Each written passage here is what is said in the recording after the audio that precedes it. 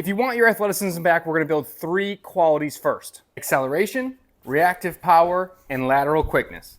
You've honestly probably stopped training 2 or 3 of these, and that's exactly why you feel slower every single year. Before we train any of them, try these drills quick.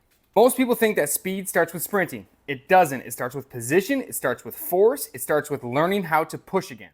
And now 5 super simple cues to get us started. First, lean from the ankles. We don't want to feel like our hips are falling forward.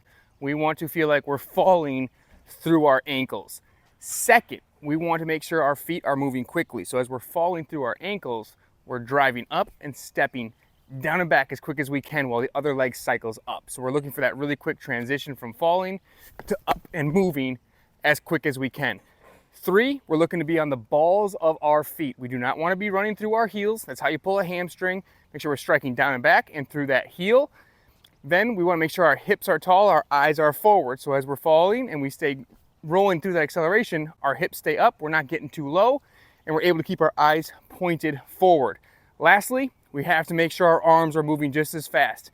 Get those arms at those 90-degree angles and make sure they're pumping along with those arms so we're getting that super fast acceleration.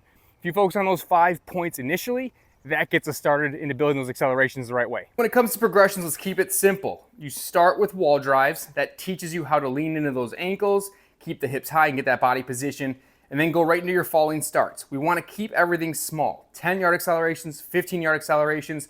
We learn how to push through the foot, right? Not pulling. We learn how to push down through the foot.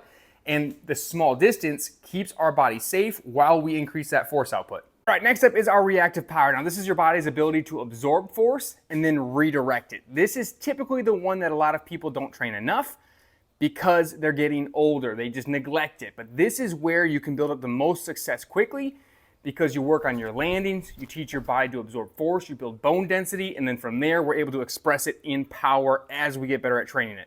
This last one exposes nearly everybody. We all forget to train sideways. On the court, in the yard, playing with your kids, moving sideways shouldn't feel dangerous, but for a lot of people it does. That's a training problem, not an age problem. 2 sessions a week, that's it, that's all you need. One day where you're doing your linear acceleration work, one day where you're doing your jump, power, and then lateral work. Don't be a hero, you're not trying to prove anything to anybody, you're just trying to get yourself started again. So start basic, I'll show you regressions as we build through these videos, and we'll move on from there, getting you back to where you used to be. You're not too old and you sure as heck aren't too broken. You just need to start with further regressions than you probably think you need to. It's gonna be a couple weeks, you're gonna be right back in the mix. So start with some of this basic work, go in, test your 40 when you feel ready to with a good warm up. Never settle with yesterday, come back for some more of those progressions.